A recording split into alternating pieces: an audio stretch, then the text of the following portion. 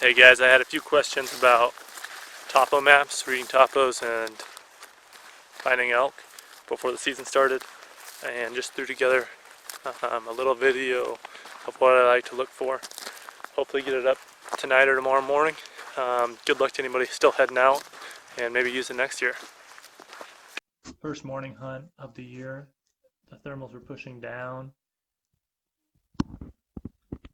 and what I did was I followed the ridge up, and then once I reached the point of about 7,000 feet, I started to traverse over. I knew that there was a wall of it right around 7,000, so I didn't want to get up above that area that the bulls might be in.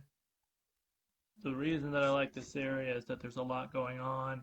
There's a lot of different drainages, and then there's also a good stream in the bottom, so I know that there has to be quality water up above flowing down into it. It's north facing, and these types of features with the bowls and the head basins allow elk to be able to rotate throughout the day to stay in the shade. Anytime that I'm getting close to an area that might hold water, I like to slow down and cow call on the edge before crossing over, and then just each time. What ended up happening on this hunt was I knew that there was a wallow here from last season. I got to the wallow and set up a decoy, cow called a couple times. 10 minutes later, cow called again. There was a bugle from up on the ridge, and I had the wind still pushing downwards, so I just sat tight. Cow called maybe 5 minutes later. The bull bugled again and walked in. I was able to shoot him at 30. This was the second spot that I hunted this year. I had a weather front coming in, so I had a north to south wind, which was kind of nice. I started out the morning, just followed a ridge up, and then cow called and bugled as I went along the ridge. I wasn't having any luck. By the time I got to this finger here, followed it down, cow calling, ended up spooking a cow about halfway down, and then getting a bugle response near the bottom and calling a bull into about 30 yards.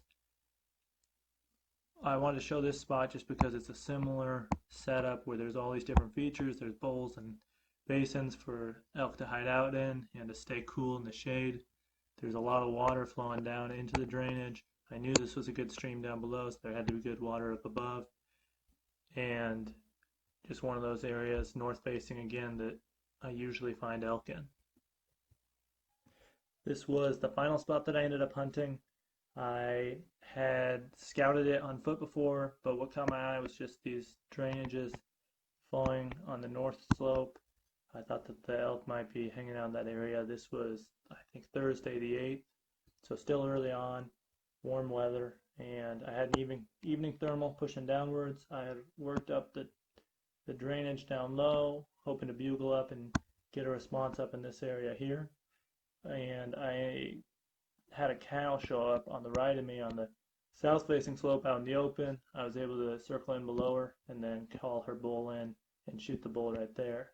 And the point I was going to make here is that elk are where they're at. It's kind of a cliche that you hear all the time, but during the season elk get pushed around. They can end up in some weird spots you wouldn't expect, and if you just keep covering ground, eventually you're going to find elk. Sometimes in spots that make sense and sometimes in spots that don't. Good luck next year, guys.